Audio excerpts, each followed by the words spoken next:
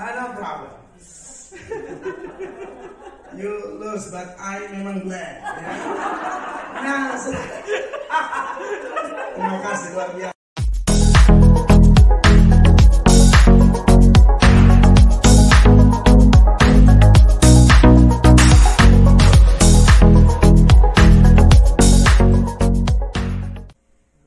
Kami bersyukur Tuhan. We give thanks, Lord. Saat ini At this time, kami siap dengar firman-Mu. we're ready to hear your word. Dalam nama Tuhan Yesus, In the name of Jesus, kami berdoa. we pray. Amin. Amen. Silakan duduk, Bapak Ibu terkasih.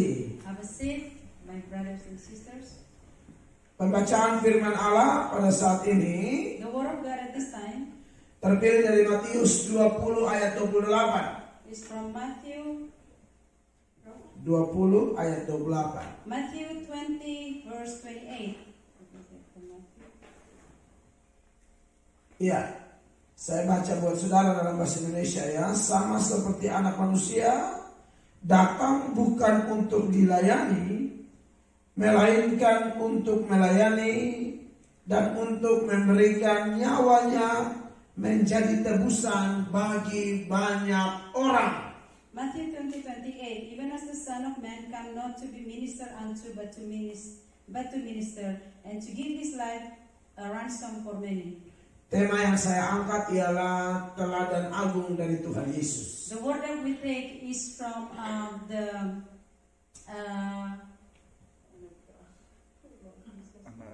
Teladan. Example. the examples of Lord Jesus. Role model. Role model, yeah, like that.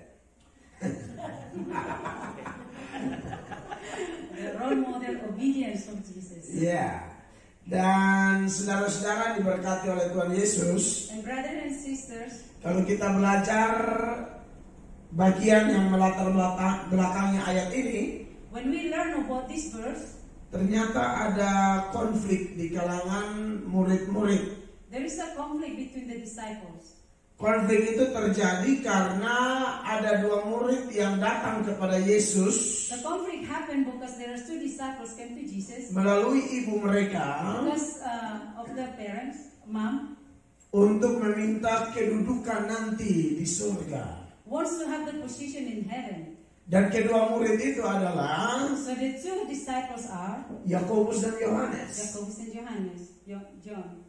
Dan kelihatannya secara manusia mereka punya hubungan keluarga dengan Yesus. It seems like in the world view they have a relationship with Jesus. Tapi pada waktu mereka datang dan meminta posisi nanti di sorga, But when they ask to ask the position in heaven, di mana mereka minta yang satu di sebelah kiri, yang satu di sebelah kanan, where they ask one in the left, one in the right, ternyata Tuhan tidak memberikan posisi itu kepada mereka karena Yesus berkata itu sudah diatur oleh Bapa di sorga. it seems like Jesus doesn't give the positions to them because what he said, the Lord has already put the position in heaven. Ini kelihatan di ayat 20 dan Matius 20 tadi. We can see this in Matthew 20. Dan seterusnya saya akan baca. Maka datanglah ibu anak-anak Zebedeus serta anak-anaknya itu kepada Yesus, lalu sujud di hadapannya untuk meminta sesuatu kepadanya. Kata Yesus, apa yang kau kehendaki? Jawabnya, berilah perintah supaya kedua anakku ini boleh duduk kelak di dalam kerajaanmu, yang seorang di sebelah kananmu dan yang seorang lagi di sebelah kirimu. Tetapi Yesus menjawab katanya, kamu tidak tahu apa yang kamu minta. Dapatkah kamu meminum cawan yang harus kuminum? Kata mereka kepadanya, kami dapat. Lalu Yesus berkata di ayat 23 dari Matius 20 tadi, itu bagian sebelumnya ya. Yesus berkata kepada mereka, cawanku memang akan kamu minum, tetapi hal duduk di sebelah kananku atau di sebelah kiriku, aku tidak berhak memberikannya. Itu akan diberikan kepada orang-orang bagi siapa Bapakku telah menyediakannya. Baca ayat 23 aja. Verse 23. And he said unto them, Ye shall drink indeed of my cup, and be baptized with the baptism that I am baptized with. But to sit on my right hand and on my left is not mine to give, but it shall be given to them for whom it is prepared for my Father, of my Father. Iya, jadi saudara-saudara, So brothers and sisters, ketika kedua murid ini datang untuk meminta posisi kelak di sorga itu, when these two disciples asking for the position, ternyata itu direspon secara negatif atau penuh kemarahan oleh teman-temannya yang lain. it seems like the response is negative or with anger from other friends. Makanya di ayatnya yang ke-24 dari Matius 20 tadi dikatakan mendengar itu, marahlah ke-10 murid yang lain kepada kedua saudara itu. So as we see in the verse 24, it says here, and when then 10 heard it, they were moved with indignation against the two brethren. Nah, saudara-saudara, pertanyaannya adalah mengapa kedua saudara ini dimarahi oleh 10 saudara yang lain? So brother and sister, the question here is why the friends get angry with these two brothers. Setelah dipelajari ternyata After the study, yang menjadi penyebab kenapa 10 murid marah kepada 2 murid tersebut adalah karena mereka juga menginginkan posisi itu. the reason why the 10 brothers get angry with them because they want to have this position as well. Iya, jadi banyak orang marah-marah orang lain karena dia rindu ada di posisi itu sebenarnya. So many people get angry because they want to have that position as well. Bukan karena dia sedang membela satu kebenaran, It's not because they want to know about the truth, tetapi dia juga ingin menjadi orang yang terkemuka, dikenal, dan sebagainya. but they want also to be a person who is famous. Iya, jadi ternyata di kalangan murid-murid yang begitu rohani dan dekat dengan Tuhan Yesus pun bisa terjadi konflik hanya persoalan kedudukan. So even in the middle of with Jesus, they also can have a conflict. Sebenarnya saudara-saudara tidak ada masalah, Tuhan juga mau kita jadi besar. The truth, there is no conflict because Jesus wants us to be big. Tuhan Yesus juga mau kita menjadi orang-orang yang terkemuka menurut kehendak Tuhan. Jesus also wants us to be known according to His will. Makanya saudara-saudara di ayatnya yang ke-26 dan 27, So in the verse of 26 and 27, Tuhan Yesus berkata demikian, Jesus said, tidaklah demikian di antara kamu. Barang siapa ingin menjadi besar di antara kamu, hendaklah ia menjadi pelayanmu. But it shall not be amongst you, but whosoever will be great among you, let him be your minister. And whosoever will be chief among you, let him be your servant. Ayat 27, dan barang siapa ingin menjadi terkemuka di antara kamu, hendaklah ia menjadi hambamu. 27, and whosoever will be chief among you, let him be your servant. Iya, jadi untuk menjadi besar, menurut pandangan Tuhan adalah kita harus menjadi hamba. So if you want to be big in God's eyes, you have to be humble. Makanya saudara-saudara, kita lihat ini ada solusi yang Tuhan tawarkan supaya mereka bisa melihat satu role model bagaimana seharusnya menjadi seorang hamba. So brothers and sisters, what we see here, Jesus wants us to be big, but He wants us how to be a servant. Teladan agungnya adalah sesuai tema kita adalah Yesus Kristus sendiri. The role model in our subject is about Jesus Himself. Ada banyak orang sebenarnya bisa kita teladani, tapi ya manusia ini tidak sesempurna Tuhan Yesus. Many people we see in this world, but there is no such a perfect as Jesus. Saya pernah dengar sebuah cerita. One time I heard a story. Ada perlombaan kerendahan hati di sebuah gereja. There is a competition how to be humble in one church. Semua jemaat ikut dalam perlombaan tersebut. So the whole congregations participant in the competition. Dan setelah dilihat beberapa waktu lamanya, After they observe it for a long time. Sesuai dengan ketentuan bagaimana seorang yang punya hati hamba atau rendah hati itu, According to the requirement how to be humble, maka terpilihlah pemenang dalam perlombaan kerendahan hati. so one winner was chosen to have a humble heart. Yang menang adalah seorang bapak nama Pak Joko. The winner is Mr. Joko. Dan sebagai hadiah Pak Joko dikasih medali bertuliskan juara 1 rendah hati Father's Love New York.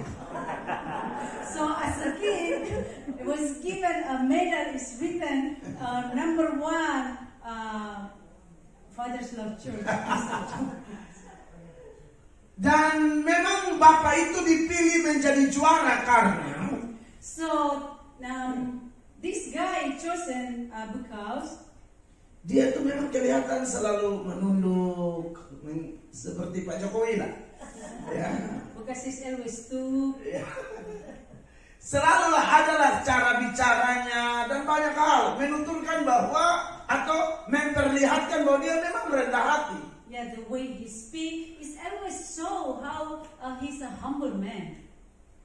Tetapi masalahnya adalah But the problem is, setelah penetapan juara itu, after the chosen as a winner, hampir setiap minggu almost every week dia datang ke gereja he comes to the church selalu pakai medali itu. and is wearing that medal. Ini namanya The name of this, menyembongkan kerendahan hati. boasting of the heart. Ya, makanya saya bilang So that's what I say. teladan yang paling tepat dalam urusan kerendahan hati adalah Tuhan Yesus. The role models in the humbleness is Jesus himself. Sebab kalau manusia ya seperti cerita tadi, Because if a human, just like the story earlier, kelihatan rendah hati, it seems like a humble, tapi kemudian menyombongkan kerendahan but hati. he's boasting his humbleness. Jadi ujung-ujung sombong juga sih saya. So at the end, he's a boasting person. Nah, saudara diberkati oleh Tuhan Yesus. So my brothers and sisters, in the name of Jesus, Karena hari ini kita mau perjamuan kudus. because today we'll have a Holy Communion. Saya rasa ini teks adalah salah satu teks yang pas untuk membawa masuk kita dalam perjamuan kudus di minggu pertama bulan ini. Yeah, I believe this text is such a great text, a perfect text to come to the Holy Communion.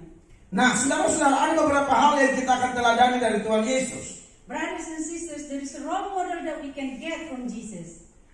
Ayat ini dimulai dengan kalimat sama seperti anak manusia. The verse is starting the same as the Son of Man. Iya, jadi artinya kita meniru Kristus. So the meaning is we follow Christ. Apa yang Yesus lakukan, itu yang kita tiru dan kita lakukan dalam kehidupan kita sebagai pengikut Kristus. What Christ do, that's what we follow as the followers of Christ. Dikatakan sama seperti anak manusia datang bukan untuk dilayani. It says here, came as a Son of Man, not to be served. Tapi sebelum kita bahas lebih jauh, But before we go further, saya perlu beri keterangan I would like to give an explanation. beda antara kata datang dan kata lahir. The difference between come and born. Kalau datang itu bersifat aktif, With come is a verb, sedangkan lahir itu pasif. and born is passive. Kalau datang di sini contoh kayak saya datang dari Indonesia ke Amerika. The example is I come from Indonesia to America. Yesus dikatakan datang ini maksudnya dia datang dari surga ke dunia. Jesus, it says here, he came from heaven to the world. Jadi ketika ayat ini bicara tentang aku datang, So when the words says I come, ayat ini sedang berbicara bahwa dia Allah yang datang dari surga ke dalam dunia. the first it says he is God who come from heaven to the world. Dari konteks kekekalan From the context of holy eternity ke dalam konteks yang sementara. to the context temporary. Begitulah kira-kira. Something like that. Sedangkan kalau lahir, kita tidak bisa memilih. So when it's born, you don't have a choice. Pada waktu Yesus mau datang, saudara-saudara, So when Jesus is about to come, dia sudah tahu segala sesuatu yang ada di depan. he knew already what's going to happen in the Dia future. akan lahir dari keluarga miskin. He will born from the poor family. Sekalipun dia adalah pemilik surga. Though he's the owner of heaven, Dia akan punya 12 murid. he will have 12 disciples. Mereka akan bersama-sama dengan dia dalam pelayanan. He will be with him in the ministry. Tapi mereka akan mengkhianati dia. But he will Betray. betray him. Dia tahu bahwa salib menanti dia. He knows the cross is waiting for him. Dia tahu penderitaan demi penderitaan. He knows there will be suffering after suffering. Dia tahu bahwa pencambukan yang akan dia alami itu sangat mengerikan. He knows that he will be whipped. Akan menghancurkan tubuhnya. He will destroy his body. Dan dia tahu dia akan disalib. And he knew that will be Dan crucified. dia tahu Bapa di sorga akan meninggalkan dia ketika dia ada di salib. And he knows the Lord will leave him when he's in the cross. Makanya di salib itu dia berteriak, That's why on the cross he said, Allahku, Allahku, mengapa engkau meninggalkan aku? my Lord, why you leave me? Yesus tahu semua itu. Jesus knew all of this. Tapi dia tetap berkeputusan untuk menjelma menjadi manusia. But yet he made the decision that he will be a human. Beda dengan lahir. It's different from when you're born. Saya lahir di timur, saya tidak pernah tahu bahwa saya akan lahir di tanah timur. I was born in Timor and I never knew that I will born in Timor. Kalau andai kata saya tahu saja bisa lahir di mana, If I only knew where to be born, saya mau lahir di Manhattan. I would want to be born in Manhattan. Tapi persoalannya But the problem is, tidak bisa I can't karena pasif. because it's passive. Kalau saya bisa saja seperti Yesus, If I could like Jesus, saya mau lahir sebagai orang campuran Jerman, I want to be born mixed Venezuela. Venezuela. Tapi mana bisa kita pilih? But we cannot choose. Ibu Lydia saya tidak bisa memilih. This is India. Dilahirkan dari keluarga campuran apa? You cannot choose from a mixed race. Makanya Madura Padang. That's the reason why Madura Padang. Itulah lahir. That's born. Kita tidak bisa lahir sebagai orang Asia atau orang Eropa atau orang Amerika. We cannot choose to be born as an Asian. Kita tidak bisa memilih saya lahir dari keluarga pengusaha kaya raya. We cannot choose to be born as come from the businessman. Tahu-tahu lahir dari keluarga sopir. But later on, we are born from the driver Nah. family. Andai kata bisa memilih, tapi memang kita tidak bisa. Kalau Yesus, dia tahu semua. If we could choose, but we couldn't. But Jesus knew everything. Itu makna kata datang. That's the definitions of come. Jadi Yesus melakukan ini secara sadar. So Jesus know this. Yesus tahu segala konsekuensi yang akan dia hadapi. Jesus know all the consequences that Tapi he karena face. cintanya kepada kita semua, But because of his love to all of us, Yesus datang menderita dan mati di Golgota, bayar dosa-dosa kita. Jesus came to this earth and died in Golgotha for our sins. Amin. Amen. Beri tepuk tangan bagi Tuhan Yesus. Like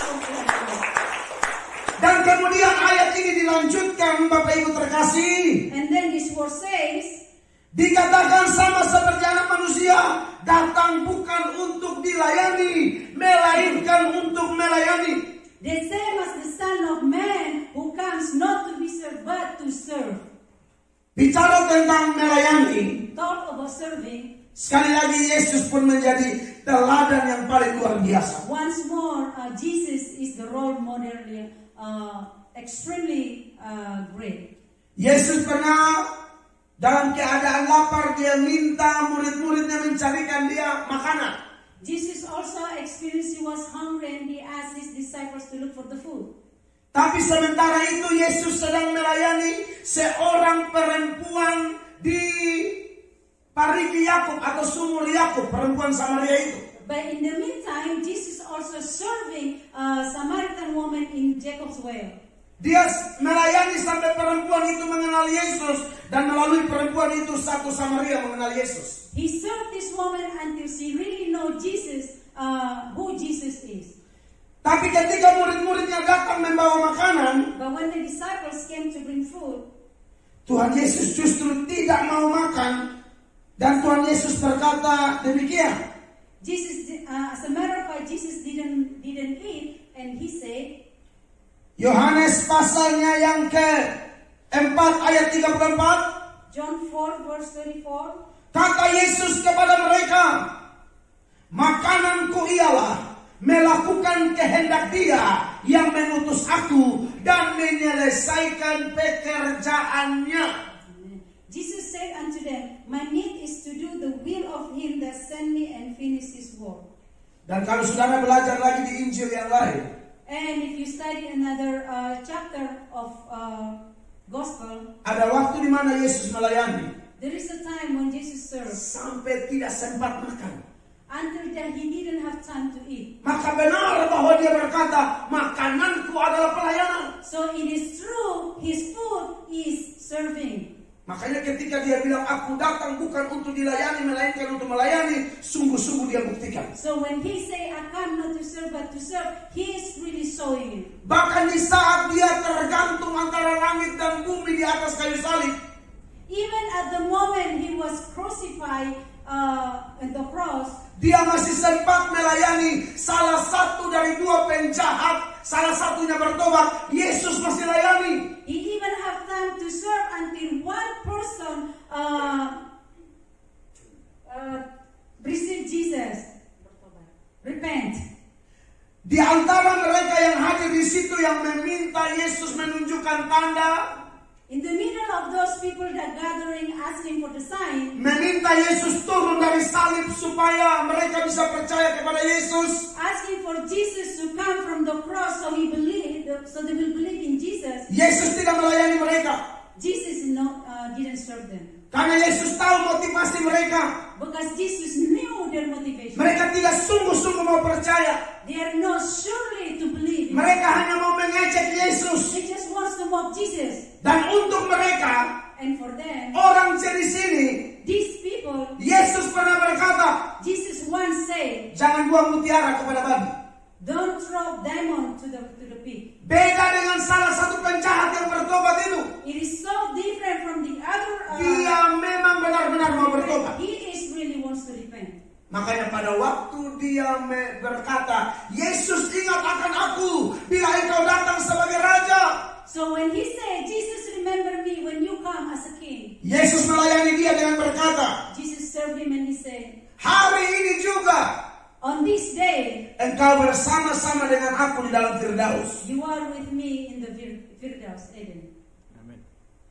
Saudara yang diberkati oleh Tuhan Yesus Kristus,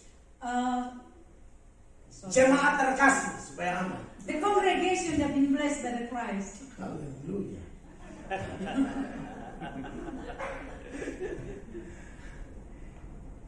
Tuhan Yesus datang bukan untuk dilayani, melainkan untuk melayani. Kita harus teladani ini. Jesus came not to be served but to serve. Kita dipanggil untuk jadi hamba.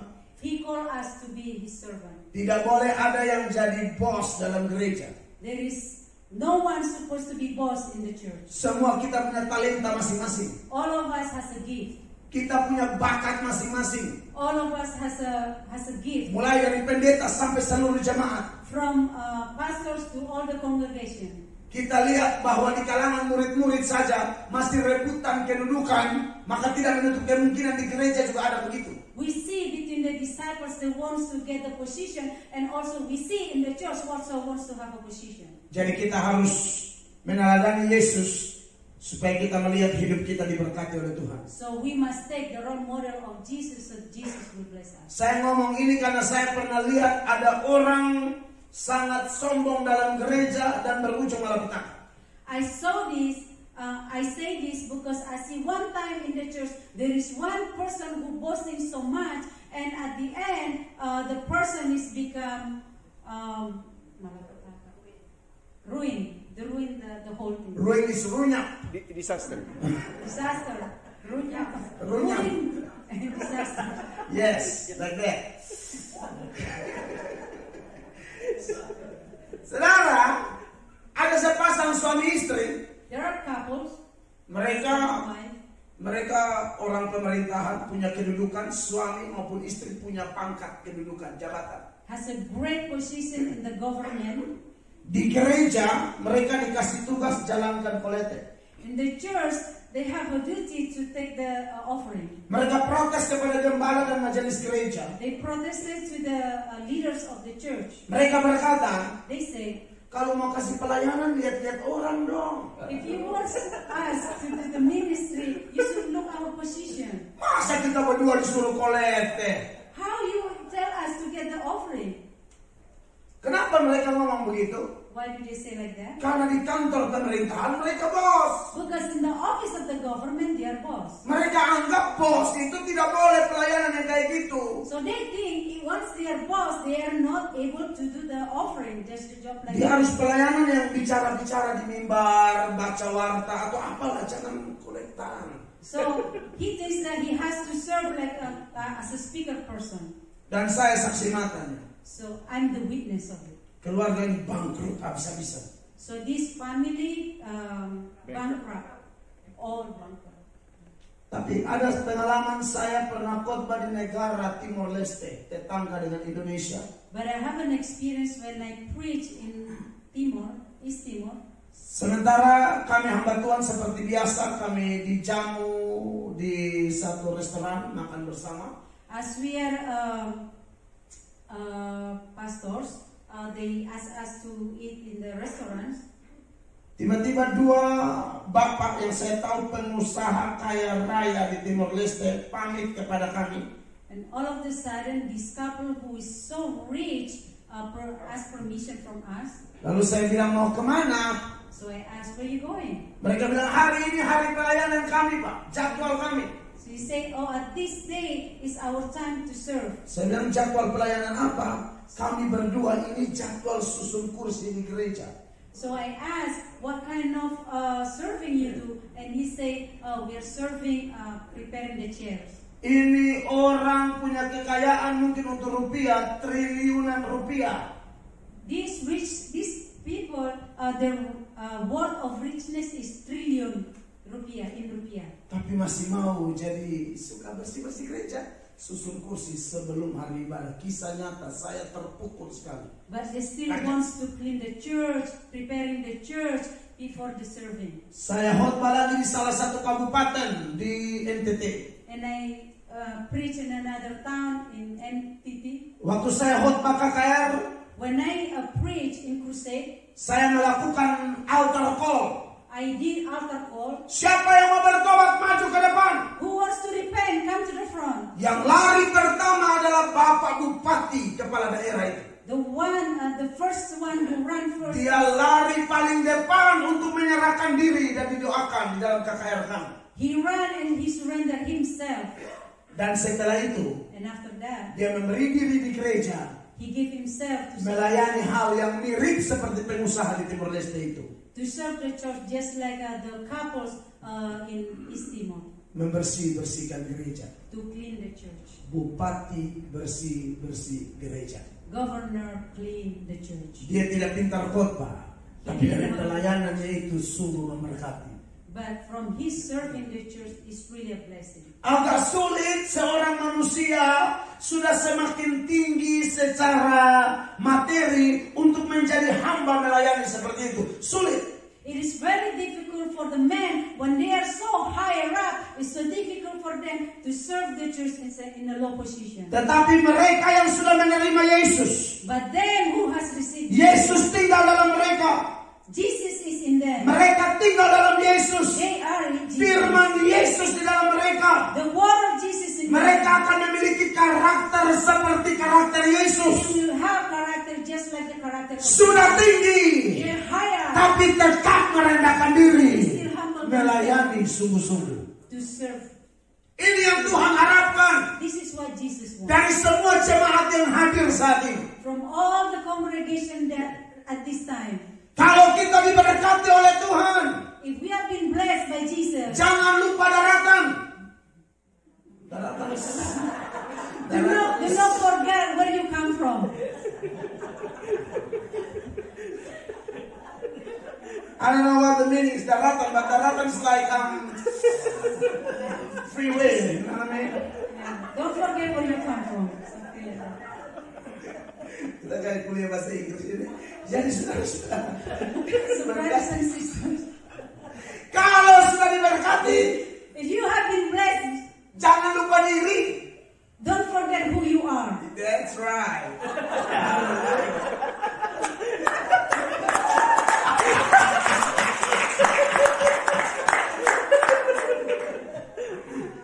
Apalagi lupa Tuhan. Especially if you forget God. Jadilah orang-orang yang diberkati, tapi tetap berkata, aku ada sebagaimana aku ada. Be a person that has been blessed and say, I am who I am. Bukan karena kehebatanku, It's not because of my strength, tapi semua but all hanya karena kasih karunia Allah. because of the grace of God.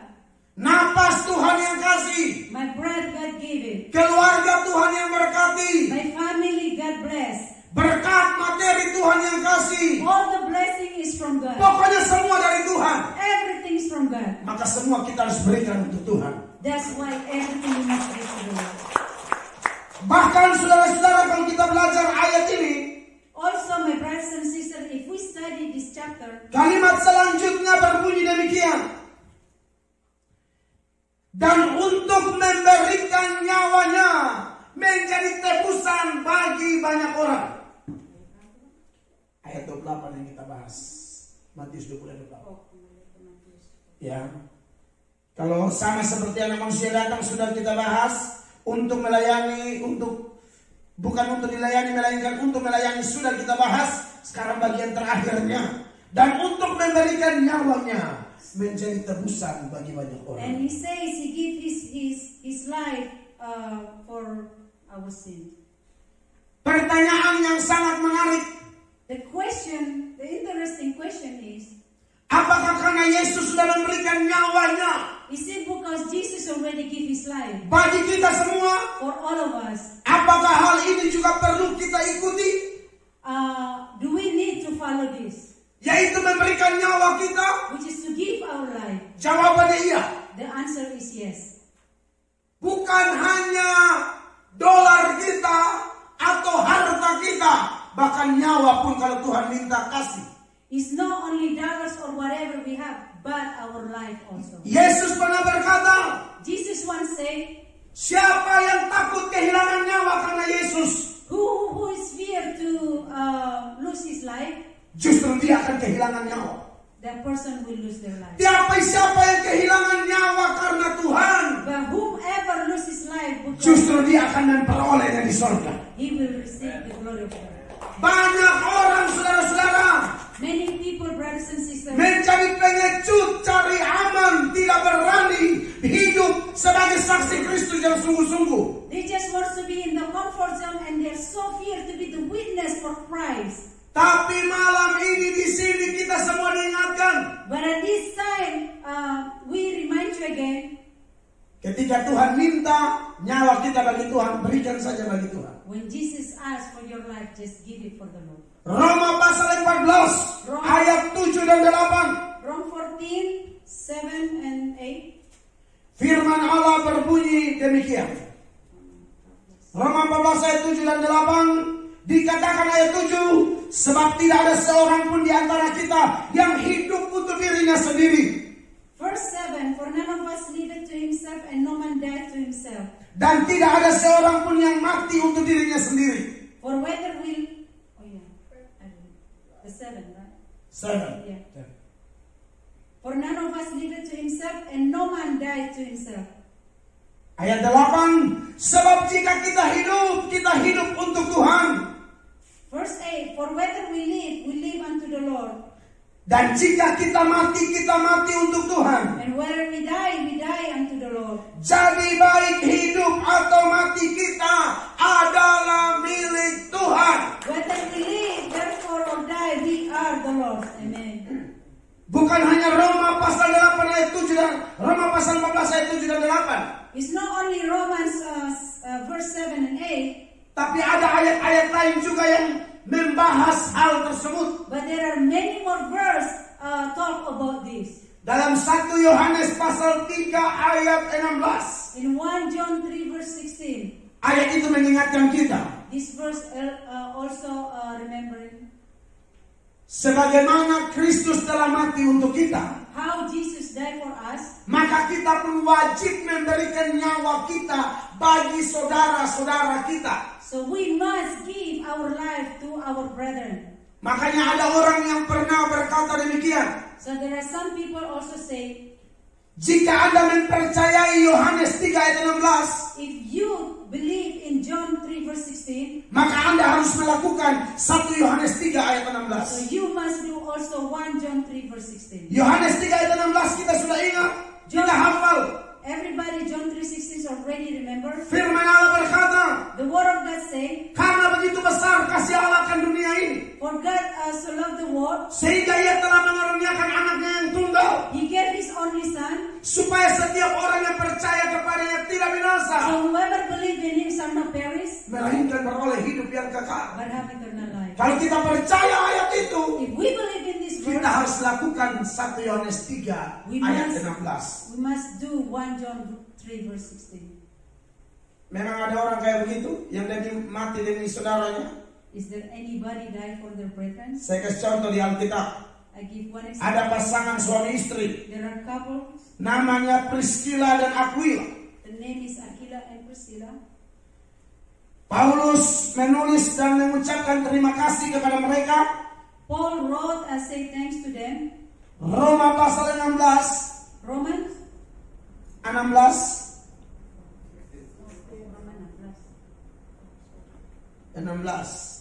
16.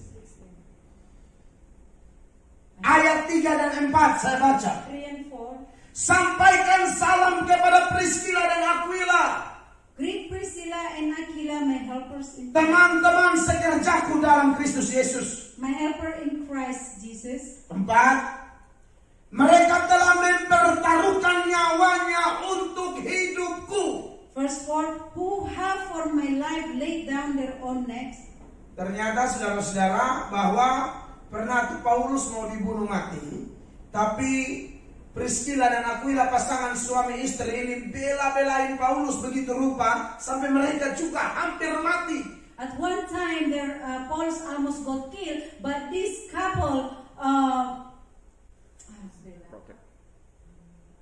Protect. Pembelaan, apalah gantilah kata yang lain supaya lebih halus. so this couple always talk about Paul, so they will not be killed. So he will not be killed. Kalau ibu aja bingung gimana? Kasihan nasib saya ya. Protect. Tapi jangan terjemahkan, biar kita aja yang tahu ya. Haleluya. No problem. You lose, but I memang glad. Ya. Nah, terima kasih luar biasa. Jadi saudara, karena gara-gara setia kawan, So brethren, because he's very faithful friend, Priscilla Aquila rela mati demi Paulus. Priscilla and Aquila willing to die for Paul. Jadi saudara-saudara, So brethren, sebagaimana Kristus melayani setia sampai mati, just how Christ served until he died, kita juga harus demikian. we also like him. Kita semua lagi tunggu nomor antrian meninggal. We just waiting for our number to die. Hanya tidak tahu siapa duluan. We don't know who will be first. Jadi yang muda-muda di sini, So the young people, jangan lihat yang tua don't look at the old. sambil berkata, And you say, tidak lama lagi. not too long. Tidak boleh. We cannot say that. Mengapa? Why? Karena kematian tidak kenal tua muda. Yeah. Because death doesn't know old or young. Ada orang yang sudah tua 90 tahun masih hidup dan masih baca Alkitab berapa kali? 90-an kali. There is an old person who's 90 years old and he's been reading the Bible like 90 times. Ada anak baru lahir dipanggil Tuhan. And there is a newborn baby got born. Ada orang sudah sakit bertahun-tahun belum meninggal. And there is a person who's been sick all her life. Ada yang jaga kesehatan luar biasa. And there is a person who's always taking care of their health. Nge-gym, Gym. mati di tempat nge-gym. Died. Serangan jantung dari angkat barbel. Lifting the weight and died. Jadi, So, urusan kapan kita meninggal, when we going to die, urusan Tuhan. is in Jesus' name. Urusan kita selagi masih hidup, While we are alive, melayani Tuhan sungguh-sungguh, serving the Lord, rendah hati, humble, berikan bahkan nyawa sekalipun. give your life. Amin. Amen. Tapi sebagai catatan tambahan dan paling terakhir, And the note, the end of the note, karena saya lihat beberapa wajah mencurigakan. Maksudnya sudah mulai tanda-tanda sebelum berhenti. yeah, because it seems already the face here says to stop. Saudara memang keterlaluan. You're too much. Sebagai catatan bahwa So take a note. banyak orang, jangankan nyawa, Many people, not the life, kasih duit untuk Tuhan saja susah setengah mati. just to give the money for the Lord is so difficult. Entah pembangunan gereja kah, For the church kegiatan building, gereja yang the lain, ministry of the church, pelitnya minta ampun. so stingy. Kalau uang saja dia berat, If the money is very heavy, apalagi nyawa. what is with life? Jadi mari kita serahkan diri sungguh-sungguh kepada Tuhan. Amin. Give our life to the Lord. Amen. Demikian khotbah saya. So this is my Saya percaya Tuhan memberkati kita. I believe Jesus. Beri tepuk tangan yang meriah bagi Tuhan Yesus. Haleluya. Mari kita satu dalam doa. Let us pray. Bapa di surga, Heavenly Father, kami mengucap syukur we give you thanks karena